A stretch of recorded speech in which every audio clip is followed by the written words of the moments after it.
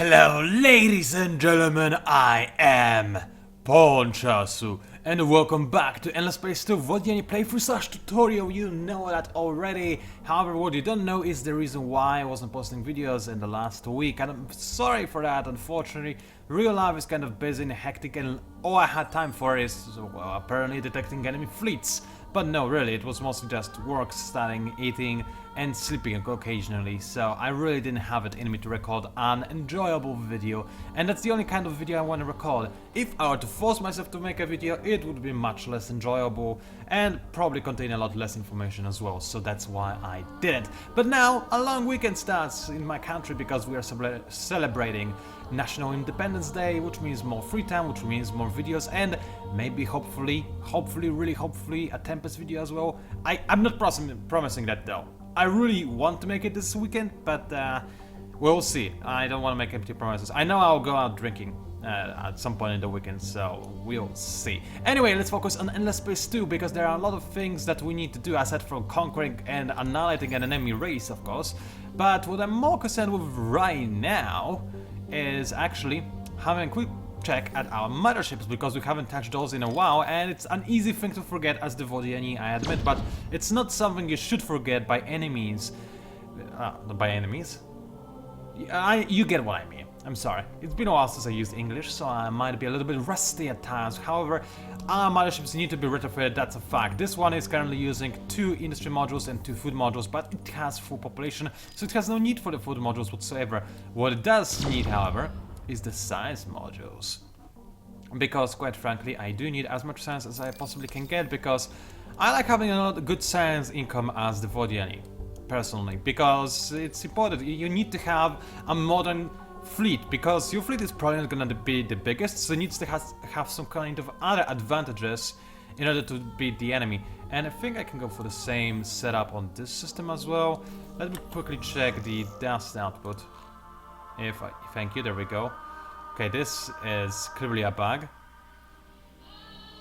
I think I'll probably need to have at least one dust producing module on Giza, just to be sure that I'll have positive dust income. I mean, it's not like I'm starving for dust, but still it's better to be safe than sorry. So one dust module, I don't remember which one it was, unfortunately, but it shouldn't be too, it shouldn't be too important. So like this, and this will be the mothership for our main system. Apply the design, and let's retrofit this ship as well for only 600 bucks. That's nothing really. Alrighty then, now that this important thing is out of the way, and as we continue the pursuit of this pupa ship, which I hate dearly, we can focus on other things, such as, for example, hiring a new hero, because we have a selection of those. Now, I do remember, and I hope that you do as well, that we have a governor ready for instructions waiting to be deployed. Unfortunately, we don't have a ship for him to govern yet. And we're actually about to get a new hero, really? Wow, that's kind of weird actually, we just got one. Unless maybe it's a bug of some sort. Either way, it doesn't really matter.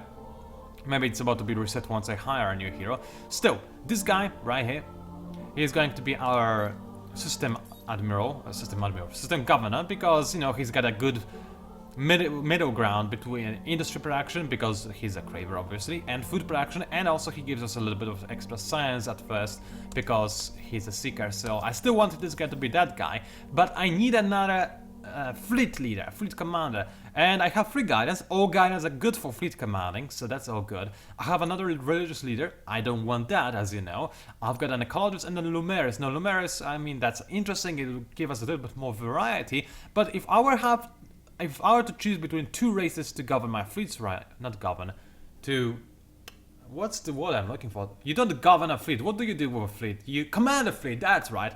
If I had to choose a commander for my fleets, I would go for a scavenger, because they have, if I remember correctly, a very nifty ability that just straight up buffs all damage your ships do. All of it. I'm pretty sure, I don't think it's a level 1 skill, I think it's a level 2. I hope it's not higher than level 2. I will be frank, I don't remember all the stats in this game by heart yet, but let's have a quick look. Yeah, it's a level 2 plus 25% damage on ship, and it's fleet-wide. So yeah, it's kind of good, it's really good actually. He also buffs our lasers and beams, and those are the exact kind of weapons that we use, so there you have it. Scavenger guidance make for amazing fleet leaders, and it's exactly who this guy is gonna be. So first of all, more fleet health, that's always very, very, very useful. next step, more free experience, because I mean might as well get it, and then we'll unfortunately have to get one ability that is completely useless for us because, well, that's the downside of scavengers. They only have as many skills available in the first circle, and only 4. You can only get 4 that actually buff your fleet, so one skill will be completely wasted. But because of how good this skill is, I would say it's still worth it. At least it's my personal opinion on that. Okay, as for his ship, we'll obviously need to retrofit it at least very slightly. And I'm gonna give him double armor because that's always the business these days. And I think I'm just gonna equip him with as many slugs as humanly possible. Why? Because I don't really need to necessarily have even more long-range weapons, but making sure that the enemy missiles cannot hit me, that seems like a pretty good option to me. So I'm gonna leave the other other admiral as he is, but as for this one, I think I'm just gonna have a lot of slugs to make sure that I have extra anti-missile protection, because keep in mind my racks only have a single kinetic defense against missiles, so that's really not that much. What is this? Event and smoking gun. Okay, I don't really care about it. My hero leveled up. That she's my governor, isn't she? So I'm gonna give her extra food and industry protection because these are always very nice. Some production finished on a bunch of plants, and my throat is parched already. That's maybe a record for how quickly it got parched. So give me a second to drink. Meanwhile, we have found the Sophonicity. Alright then. I don't even know how because I don't actually see it, but we have found it. And also, I'm not sure why I sent the probe in this direction when I have already discovered MRK 180. But maybe I'll have find another system. To be honest, I should have sent the probe in a slightly different direction. But well, now that I know that, I can do it in the future. Let's send a wheel to Antreus, and maybe there's a system closer to Antreus than it is to other systems over here. Because this location really is not the best when it comes to scouting things around. I'll start sending a small expedition fleet to MRK, and we'll see what we can find from there. Assuming the system is connected to anything. It is, alright, so it will do a little bit of scouting. Maybe I should have sent my scout ship there right away, but I'm gonna wait until it has a probe. I'll send the probe out and then I'll start warping in, I think. It's probably the best bet, the best thing I can do for now. Okay, I've got a fleet of a bunch of gouges, including Gouge 2, man. I don't even remember what Gouge 2 had. It's probably kind of awful actually, so let's move this guy over here and let's get the gouge with the most health to our main fleet, or one of our main fleets at the very least. Now this is... I wouldn't want to be the Craver who has to fight this, so let's make the Cravers fight it. Because it's gonna be fun. Oh yeah, the enemy has almost an advantage. No, I don't think so. The game is clearly out of its mind. We're gonna go and let's have a quick look. The enemy is almost definitely gonna be prudent, so we're gonna want to have the range advantage, and the only kind of range advantage we can get is by going invasive. Where is our hero? I'm kinda curious. I hope now, if I were able to put my hero in flotillas, I would, of course he's not here, I would put my hero in the short range flotilla. Why? Because this flotilla is going to take more damage from the enemy missile-based ship, because it is going to be able to comfortably fire at all the ships in this flotilla, whereas it will have a limited firing arc over this flotilla. So this flotilla is a little bit safer, so it doesn't necessarily need the assistance of my hero. Because keep in mind, my hero has kinetics destroy missiles.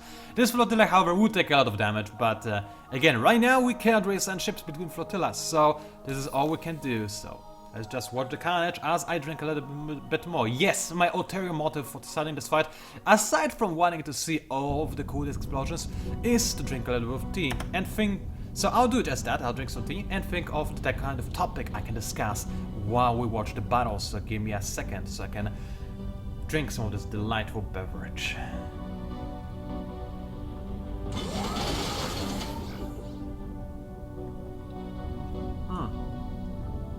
Alright.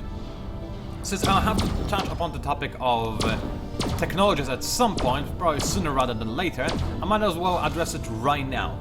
So, in our technology tree, we'll soon start to run out of technologies, and we'll have a tempting decision to make, by which I mean we'll have a chance to research things like Era 2 Hyperium and Titanium weapons and armor/shields.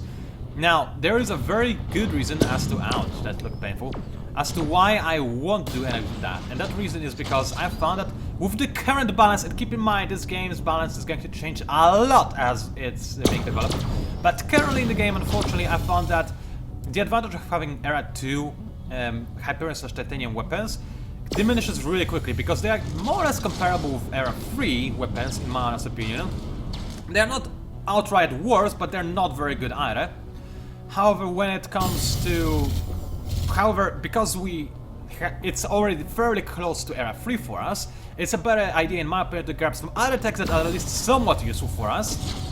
And then get out Titanium / Hyperium. Now, that doesn't mean that you should just necessarily always ignore those extra weapon types from Era 2, because they can be useful if you rush for them in certain strategies. But in my current strategy, which, as you have noticed, is very centered about on having a large fleet, as well as a lot of science production and a lot of planets colonized, in my tactic there's just no room to research those extra weapons any faster than I already am, so I'm just never gonna grab them, and I'll wait until Era 3. And in Era 3, if we have an opportunity, I'll probably try to get strategic resources, or unlock the strategic weapons unlocked by Era 3, assuming, of course, we'll be able to utilize any of them. So there is that. Because even if they're not very useful for us, it's just gonna show you some more stuff, and it's always cool to let people see things that you probably cannot see on other YouTubers' channels, because I noticed that most YouTubers, they don't really play their games for very long, or they don't get into later eras, or at least I haven't bothered looking until they do. So, but I bet there are people who do show those kind of technologies and let game weapons and eras, but still, I want to do the exact same thing. Anyway, we defeated the enemy quite easily, as you can see. Took barely any damage, because keep in mind, all of our ships were already damaged in this fight, and everybody died. So nice and easy, that was just an outright devastation. There are still a bunch of scavengers I need to kill, so let's get killing with our other fleet. Nice and easy. No need to do anything with the power plan. Now, I'm not gonna invade the system, I already told you why. I'm just gonna leave a fleet over here to make sure that the system continuously loses... Continuously? I'm not sure. Either way, that the system keeps losing mana power, or rather doesn't start regenerating it, because it would be the worst. And I'll send another fleet to somewhere else. Let's see, I have one fleet already on its way to Muses, but it's not gonna get there yet. So I think I'm gonna send my main fleet in there as well to speed up the destruction of the system's defenses, while this fleet is going to just guard the ESO and stay over there. Now, I have noticed something strange. If you look at this diplomacy screen, it looks like the Cravers actually have their current home system, a new home system, over here in the middle of the galaxy. I'm not sure if this is a visual bug, which it very well might be, or if there's an undiscovered Craver system over there that I need to discover and conquer. I'm pretty sure it's a bug though, because I have seen it many months ago in a very much pre-alpha build, so maybe it just managed to creep its way back into the game somehow. Which, you know, it happens, bugs come and go, that's just what bugs do, they're annoying, and it's something the devs always have to deal with, which is always one of the biggest nightmares of any developer, I assume, is the bug fixing. I said I assume because when I was dealing with software myself, yeah, bugs, they're annoying, especially when you're looking for a bug for 2 hours and you find out that you just misplaced or forgot to put one single character somewhere, and it ruined the entire code. That's several thousands, that is literally thousands of lines long. So yeah, those kind of things, they do happen. So anyway, what do we want to do on Giza? Right now Giza is not really necessary, nothing really important is going to happen over there. We've got a strong fleet that, let's just confirm, if I can invade all systems and conquer all systems at the same time. Sylphie, or however I should call it, is slowly losing mana power, but it's gonna be fast enough. A new big fleet is on its way to Surma, and I just realized I do have this new hero, but I didn't assign him to anything. So let's create a new fleet with our new hero. Create fleet on our main system on Giza, and send him to join our main fleet on Lyra, because that's where this fleet is going, I assume. Yep, it is. And now all we have to do is wait until the enemy defenses and all systems drop. Actually, Elion is still unoccupied, I just noticed, and I completely forgot about it, so I'll probably have to send somebody over there, and probably send my main fleet, or rather my old main fleet to over there, because it has probably a little bit more manpower to destroy the enemy. Although this fleet has shields, shields have a lot of manpower. Although this guy has 0, and this guy has 0 as well, never mind. Well, either way, the amount of manpower we have is not necessary, it's the amount of manpower sapping ability we have, which is also dictated by your ships, but still, I don't think it matters too much what kind of fleet we're gonna send over there. It matters that we will send some kind of fleet somewhere. Alright, as for the technologies, we are about to finish researching survival suits, so it's about time we queue up something else. I already explained why I don't want to go for focus farm, plasma or advanced fusion power. However, there are other technologies we can still go for. Now, I want to go for adaptive bureaucracies because if they work, they are very, very useful for us. They give us an extra law on the Senate and on democracy. I mean, and even extra laws if you are in a democracy. But the problem is, last time I checked, this law was broken and it didn't actually work. I'm still gonna research it because in the future, when I'm 100% sure when it does work, it's definitely gonna be worth grabbing in nearly all scenarios. I believe it's one of the almost must-have technologies because having extra law slots, that's just really, really powerful and really, really important. So I'm still gonna grab it and maybe, just maybe it's working now. As for anything else, we don't care about happiness, we don't care about extra, prestige, not influence, that's the word for that. So that's not gonna be really useful. So what will we grab? We're definitely gonna grab ourselves some extra experience for newly constructed ships. It's always a very useful and very powerful upgrade. Do never neglect it because it just allows you to make a much more powerful fleet, which isn't maybe very important right now in the current version of the game, but it will be extremely important later on, especially if the AI cheats in the same way it did in Endless Legend, and I assume it does, and gives its own ships a ton of extra experience as soon as they are made, regardless if they have those kind of upgrades or not. So having your ship started with extra experience is very, very important. So this is definitely gonna be the next technology that we're gonna grab. Afterwards, it's really just gonna be about fitting what we want. If I find that our miner ships create a good connection line, I'll possibly go for the trade company, possibly being copyrighted by me, by the way, since a very long time. Anyway, yeah, I'll go for that if I see that it's actually worth implementing. If not, I'll probably go for something else, either from Arrow 1, maybe some kind of different plant colonization technology, or maybe go for depleted isotopes just so I can upgrade my gouges. Although they are called Slam class hulls, but I call them gouges. You know what ships we're talking about. It's the kind of ships that are currently tearing the enemy to pieces.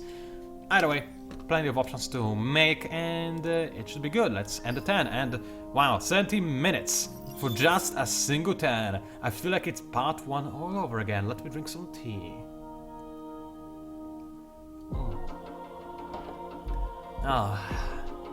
You know what is lovely? It's being able to sit in this chair, listen to this beautiful Endless Space 2 music, being able to play Endless Space 2 to begin with, that's an important thing I should mention. Looking outside, watching the snowfall, because yes, it's fairly heavy snowfall right now, which is beautiful. I love snow so much, I'm very much a winter person. And this tea, this music, this snow, this everything, OMG, I'm just melting inside, it's so nice. I actually hyperventilated just now, thinking about it. Oh boy, that's a problem. It's very hard to comment it when you hyperventilate. I need a second. Alright, the effects of hyperventilation are passing now, so I'll continue recording, but I will be a little bit less enthusiastic, speaking a little bit less enthusiastically for a while, if you'll excuse me, because, you know, hyperventilation, never a nice thing, I always hated it. It happens to me a lot, perhaps because I have a very aggressive, how do I call it, breathing system? I breathe very aggressively, which might be a weird thing to say, but it really is how I feel. Anyway, enemies attacking my fleets all over the place, so we're not gonna watch these, we're just gonna let it play.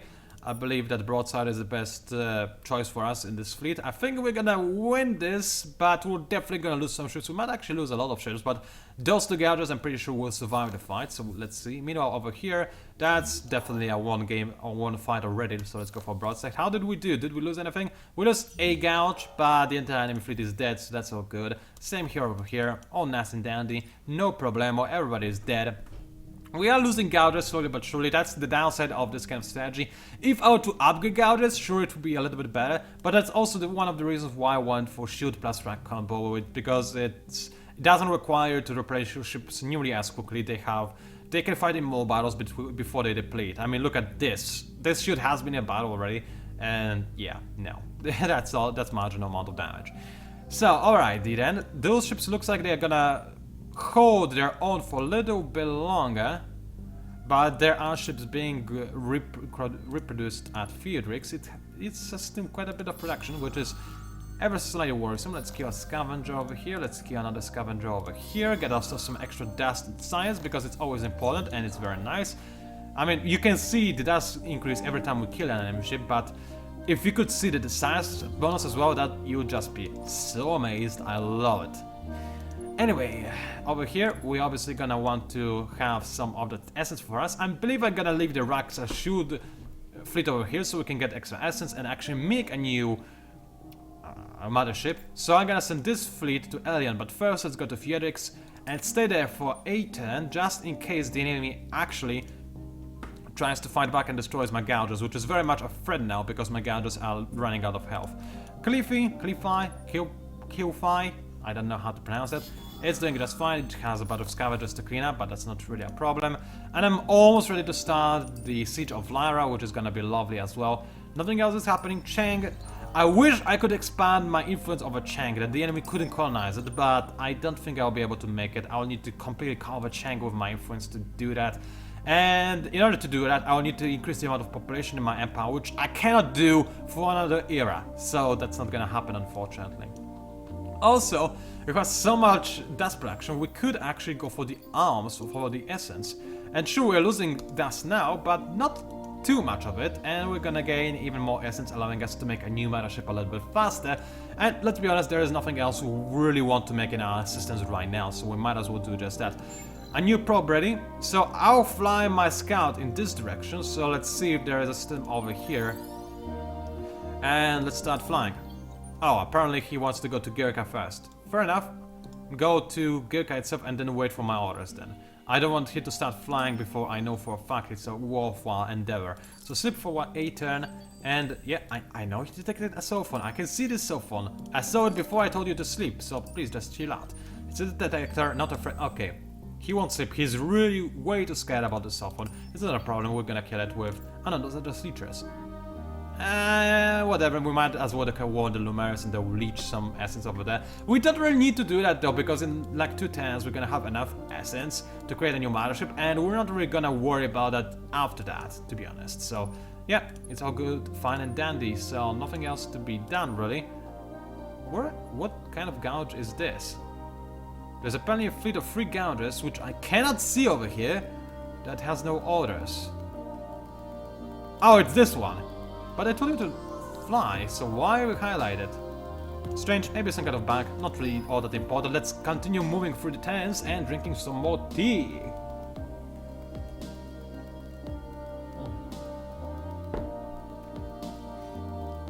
In other gaming related news, I've been thinking recently about potentially starting a secondary channel that would be in all ways inferior to this one. I mean, this channel you're watching right now would always be my #1 channel and the one I want to give the priority, but I realized that there are some kind of games that I want to showcase that are not really tutorials of any sort, they're just stupid, worthless let's plays, such as, for example, the kind of games I would want to feature, let's see, co-op games, such as Lovers in a Dangerous Space-Time. That's the kind of game I always wanted to showcase on the channel.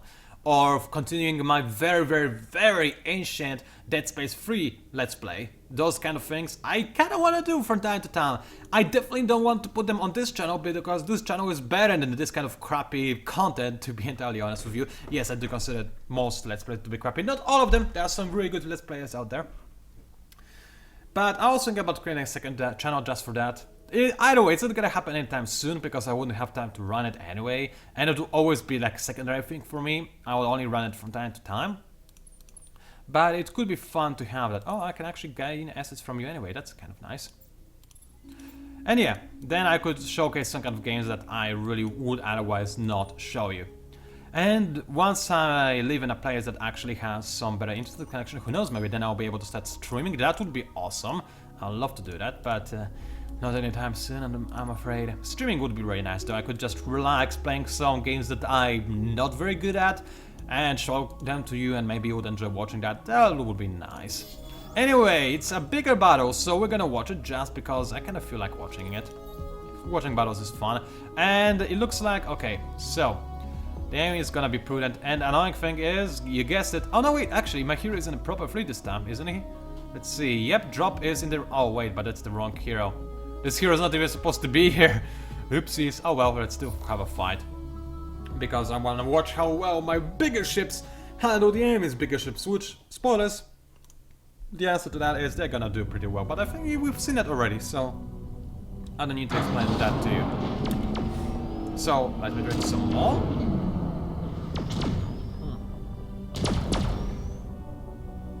The only problem with games such as Lovers in a Dangerous Space-Time, or maybe other games such as Scroll, or what's this game called that you run, in which you run around firing arrows at other players? That is really fun, and everybody wants it to have proper multiplayer included, but it doesn't.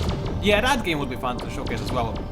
The only problem is I only have one microphone, and yeah, recording more than one person with one microphone, not an easy thing to do correctly, and in most cases you shouldn't even try, so we'll see how that goes. Like I said, I'm not sold on the idea of making a second channel yet, and I'm definitely not gonna do it anytime soon. It's just something I've been thinking about, so yeah. If you have any of your own input on that matter, by the way, if you are interested or disinterested in that, or any games you would want to see that are not strategy games, so something that I couldn't teach you about, then, you know, you can also let me know that you actually care about it, and then I could think harder about the microphone issue and the such. But still, those are very minor things for me. I really want to have time for Endless Space 2, for Endless Legend. Those are the important things for me.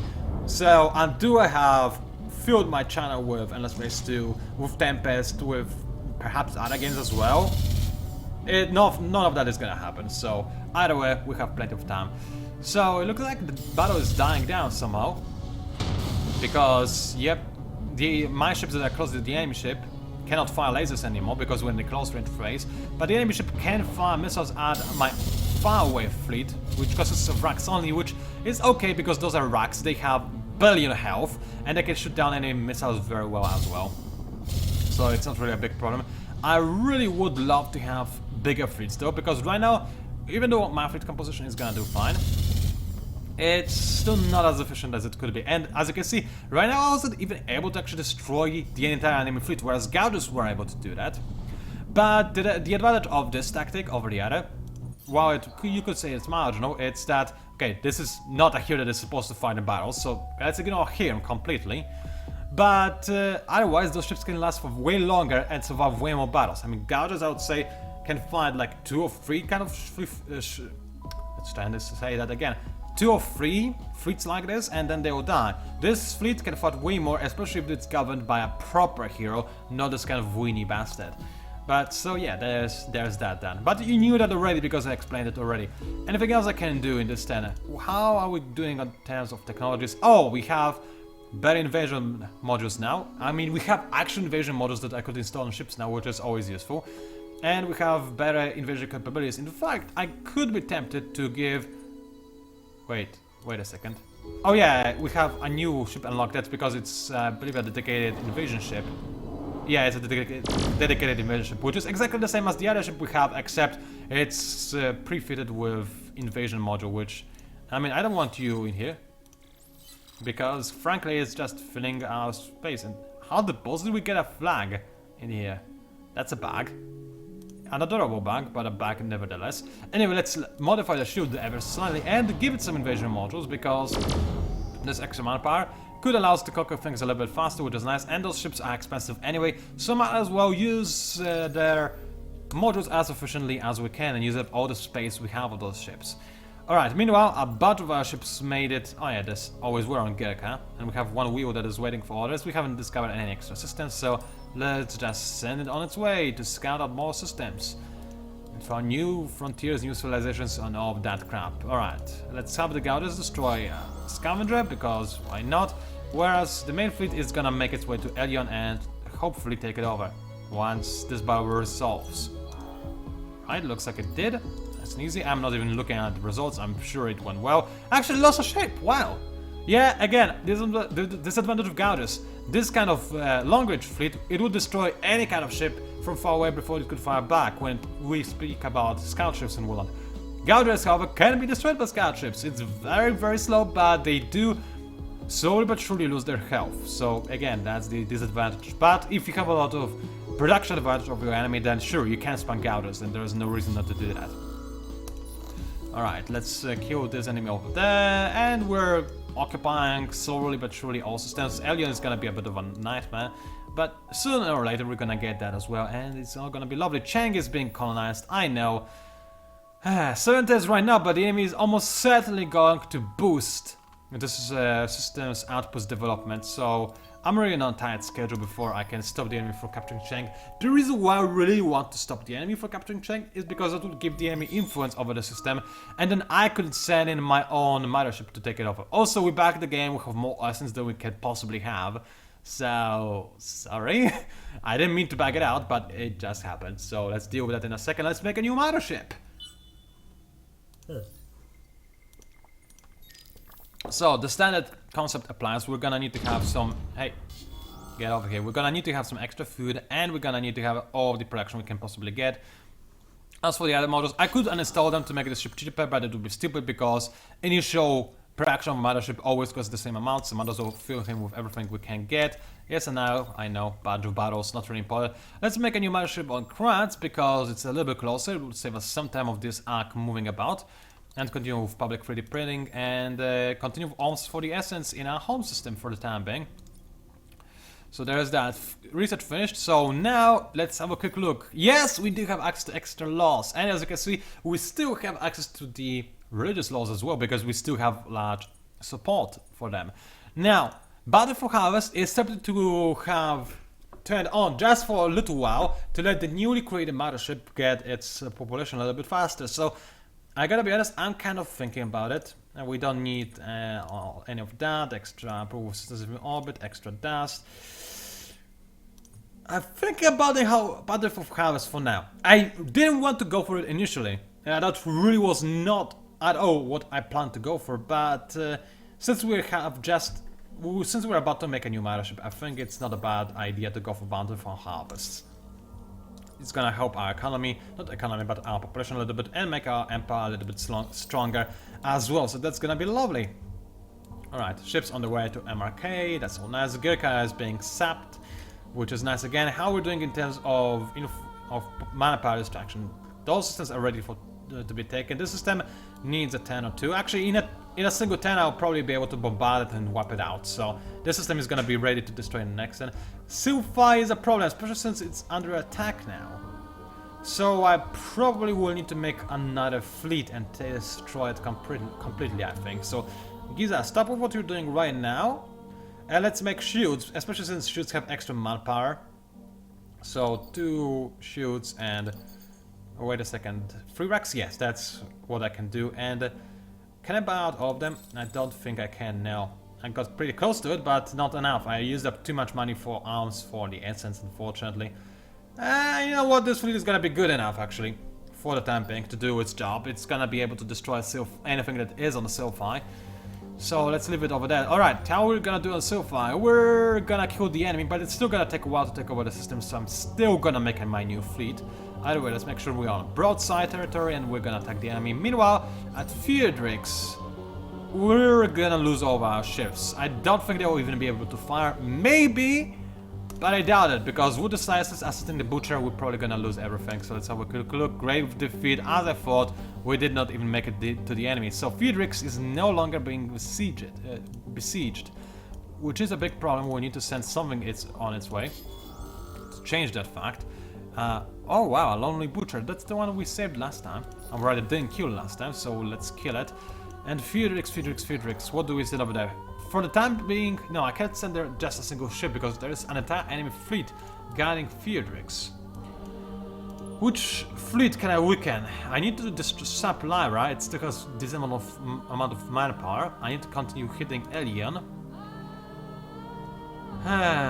Muses is dead already. So I could leave a single full health rack, because even if it's attacked, it'll probably survive because of how much health and defenses it has. So leave it here and send the rest of my fleet over to Friedrichs and just try to destroy it. I believe it's probably the best bet I can have. Alright, make sure that it doesn't regenerate its manpower, because that's what I'm aiming for.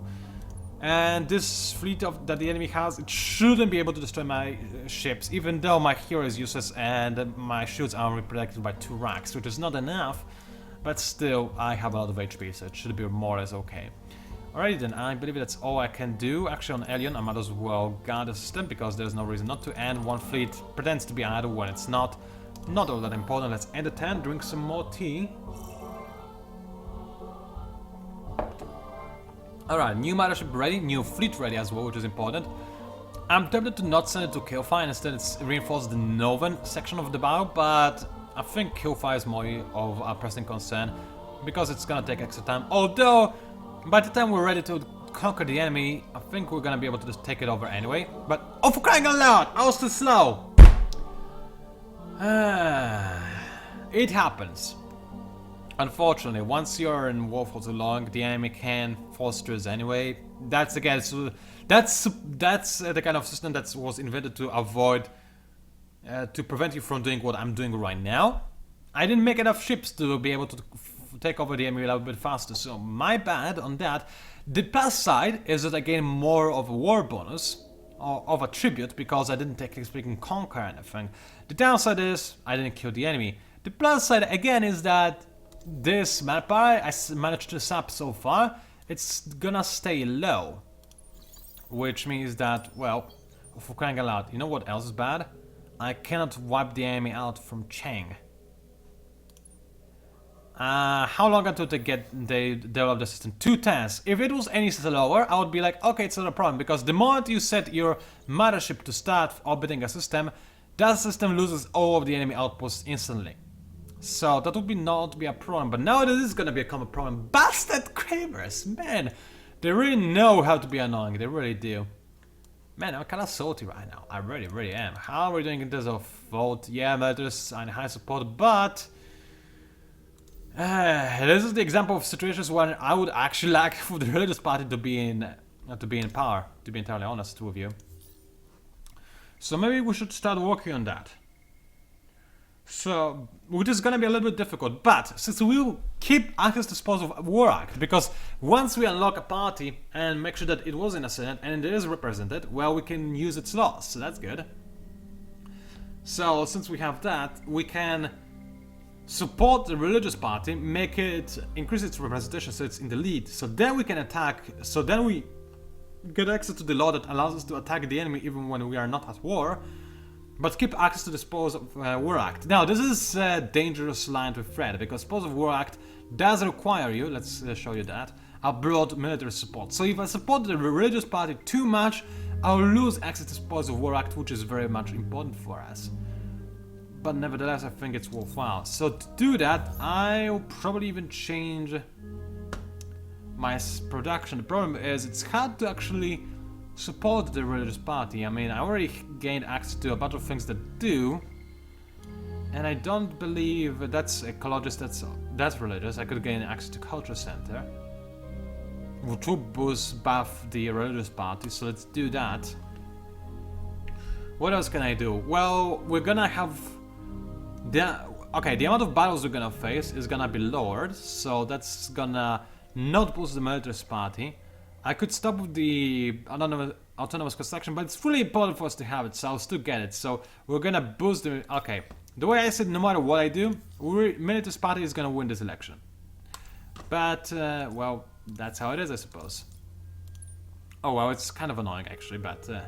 we can't really do anything about that now, can we? Let's kill some enemies just to get our sweet little revenge.